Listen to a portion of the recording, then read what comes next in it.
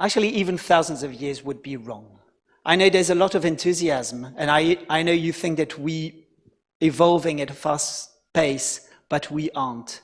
We aren't at all, and human enhancement is a concept. It's a relatively recent concept based on an endeavor which has been there with human beings for a very, very long time.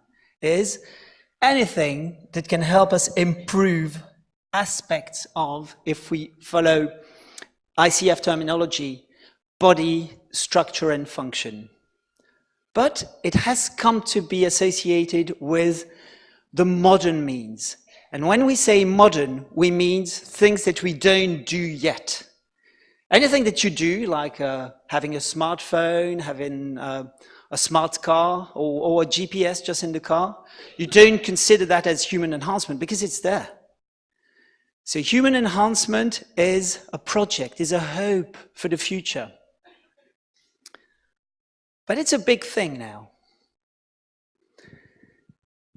We realized how much of a big thing this leap, which was the suggestion for the title of this lecture, was when we heard Farida showing us how she can project herself, how she can project stories from disability into a superheroine, as she described her character. Now, there has been this idea, which is the Olympic motto, of trying to do more. Always strive for more, going faster, higher, stronger. And it all started here in France. The Baron de Coubertin wanted the first Olympics to happen in Paris. The GMC of the Olympic Games didn't want to wait, so they said, no, we'll first do Athens. And then they did Paris in 1900. And that was the motto that he devised. Now, where are we with human enhancement? The word human enhancement, the concept, did not exist as such then. But what would it mean, this Latin formula that he devised now? Well, if we ask historians, philosophers, what would they say? They say, well, we strive now with some realism for being immortal, for being happy, and for being powerful. This was recently identified. But these are old ideas too. We celebrated the 100th anniversary of Mary Shelley's Frankenstein just last year, and here's what she said about it. Now, human enhancement can concern many aspects of human structure and functioning. There are categories in everything, and one of the classifications says, well, it can be physical, like plastic surgery, like performance-enhancing drugs. Coffee is there. But doping is there too, like exoskeletons, like strength training or dietary supplements. It can be mental, and we do have cognitive enhancers. They're there already. And neurostimulation has been used to increase cognitive performance in anyone unhappy with their own level of cognitive performance. I cited smartphone as an example, and reproductive health, that's an enormous field for human enhancement. From contraception to in vitro generated gametes. What's interesting in this concept is what the philosophers have made of it. All these examples concern the individual. An individual person brushes their teeth. What do they try to trust the lysozyme in their saliva? Well, they do it. It's become part of their culture. And they do it for themselves, and then they go on having coffee, and then they go on using their smartphone and so on.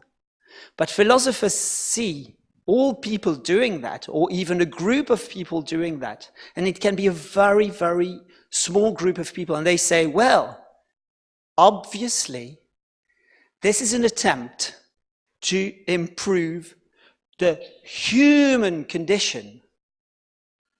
Don't say whatever it is. They will tell you, they're philosophers. But we need to keep this in mind. Human enhancement is a personal thing, but it's automatically placed in a collective project of changing humanity for the better. Human enhancement has been defined. I didn't start with the definition because it first existed and then it was defined. So it's not so programmatic. The program is written later. Two definitions provided by the same Institute for Ethics and Emerging Technologies. Human enhancement is any attempt to overcome the current limitations of the human body through natural or artificial means. Many words to say what we've understood. Anything that is supposed to try and make your functioning better. Functioning or structure. But then they say, okay, if you're going to distort my words and really think that anything goes, I accept that, but let's keep a focus, do they say, on technology.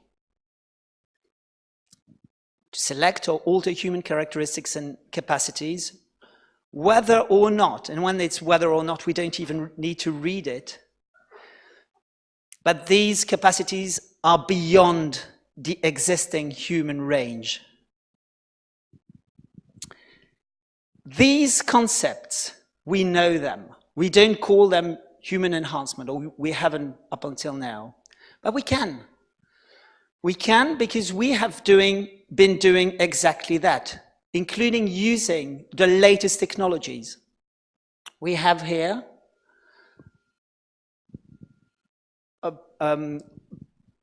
prosthetics invented right after the First World War, using the latest technology in giving shape and texture to not rubber. Help me. No, not silicone. Leather. Okay, okay. One person is awake. That's good. We two, because you just wake me up. Right. Leather, steel, and you see it can mimic structure or it can subserve function. And this is about 100 years ago. And then we see examples from the 1960s, the very first brain implants in University College London, to give the person information to compensate for the lack of visual input. And it's still there now. We've heard a lot of it here. Cochlear implants, would we call them human enhancement? No, we call them cochlear implants. Retinal implants are there. We've heard about ways of stimulating the brain, transcranial magnetic stimulation, direct current stimulation, vagal nerve stimulation, muscle stimulation, robotics, virtual reality, what have you. Many, many techniques have been devised to improve either the structure or more often the functioning of disabled people.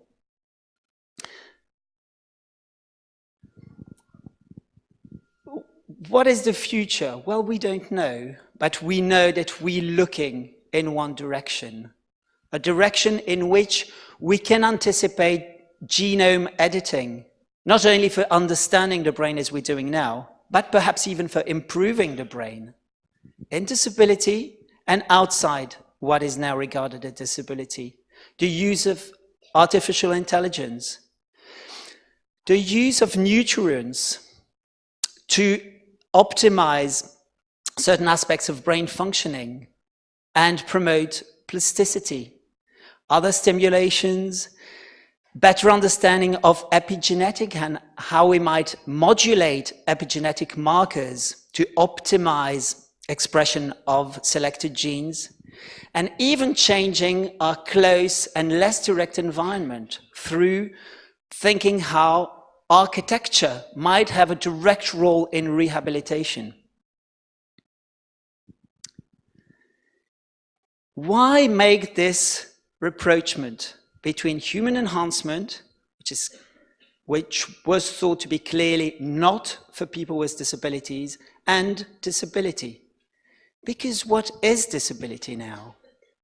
So for the last 20 years, when people started thinking very seriously about redefining disability, and they came up with this scheme of the ICF, which we have heard in so many presentations here, we have gone closer to the individual, emphasizing functioning in a way that the functioning is relevant to the person's own goals. And when we design management based on the ICF framework, we no longer attempt to repair deficiencies. We no longer attempt to compensate. We start from the situation that we have towards a situation as desired, aspired for by the person. And if we read the ICF and we see that disease is only in brackets after health condition, we are all there. When we asked ourselves, is everyone disabled?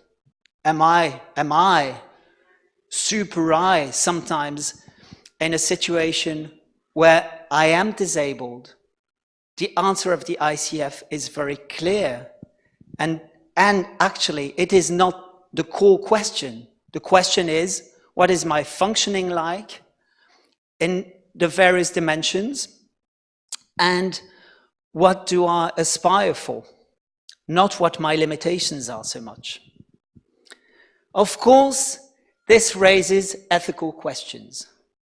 And very strangely, a core question in the ethics of human enhancement since the outset of ethical thinking about human enhancement has been, can't we say that it's not only permissible but demanded in disability that we take those actions, and therefore let us not really consider them as human enhancement, whereas for people who do not define themselves or are not defined by others as disabled, this would be ethically questionable. And what would the question be?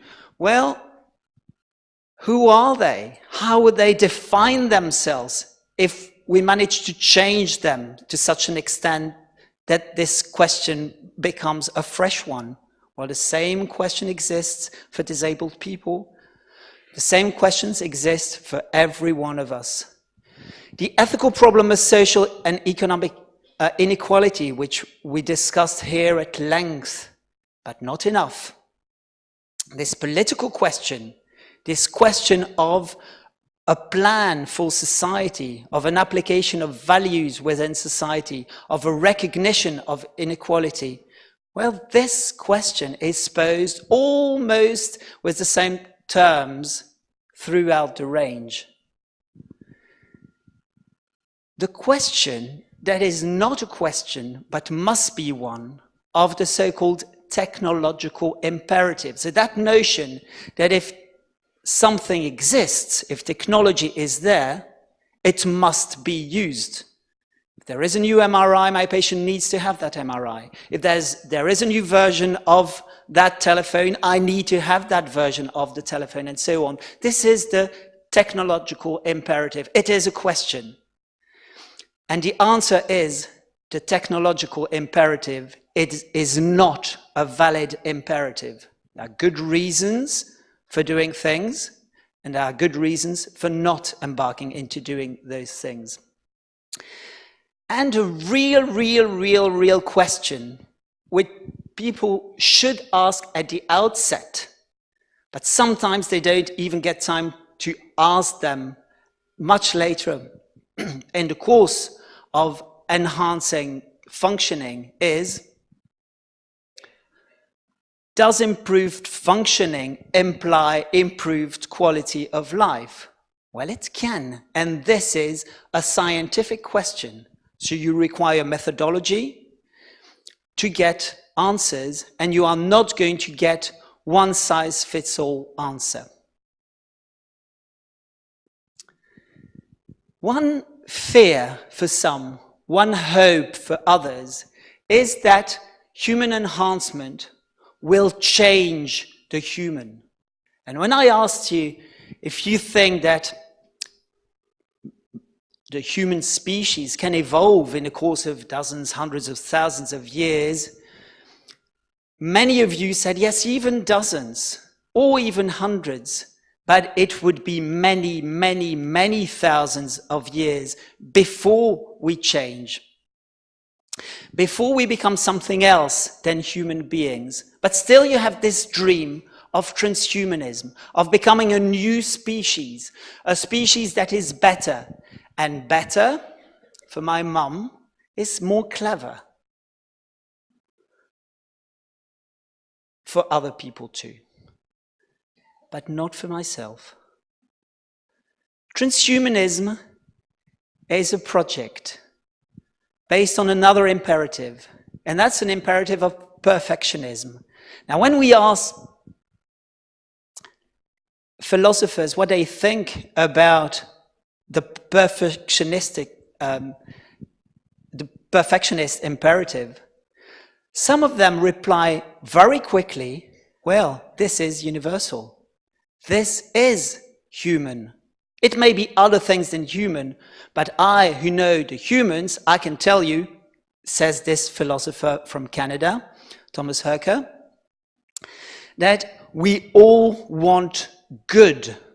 So there may be some discussion of how you define good. And he identified core categories within what is good to most people, and its various combinations of, say, pleasure, knowledge. And he says, well, people very naturally, and it might be in their nature, try to get better. Better according to what they feel is good. So, are we moving towards being post-humans? Some people have argued that we are cyborgs already. That the fact that we are relying so much on computer power and internet, of wearable technologies, make us wider beings, not beings limited by our skin, but beings connected with the wider world, beings connected with each other. And this calls for much reflection. Much of this reflection is usually beyond our reflection. But my suggestion at the end of this historic meeting of the European Academy of Childhood Disability is that all those questions are just our questions as human beings. That human enhancement concerns each and every one of us. The question is not, is it good, is it bad? When there is a question, the first question is what it is. What are we doing? In which context are we doing it? Pierre de Coubertin, for the first Olympic Games, designed this motto in a very old language, a language that nobody spoke at the time, Latin. A few years later, he had another idea, which never became the official motto of the Olympic Games. But if I ask you, what is the motto of the Olympic Games, you're probably going to cite this one. If your French is not good, you're probably going to offer your own version of an accent for saying what we have been saying in this meeting. That is, that the point in improvement is not limited by technology. The end in improvement is not so much functioning. No, the end, which we won't reach fully, but which will attract all our efforts in a converging way, is participation. L'important, c'est de participer. And I think that that can be the synthesis of the messages I have heard throughout the meeting. The motto has been innovation and participation. And I think that's exactly what we will remember from Paris.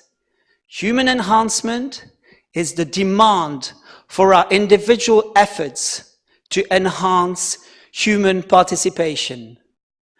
Cultural, social enhancement, much more fundamentally than technological enhancement. This is an invitation. I've been very lucky to be scientific curator for an exhibition about disability, for which we made the boundaries of disability explode very easy. I don't think there are boundaries.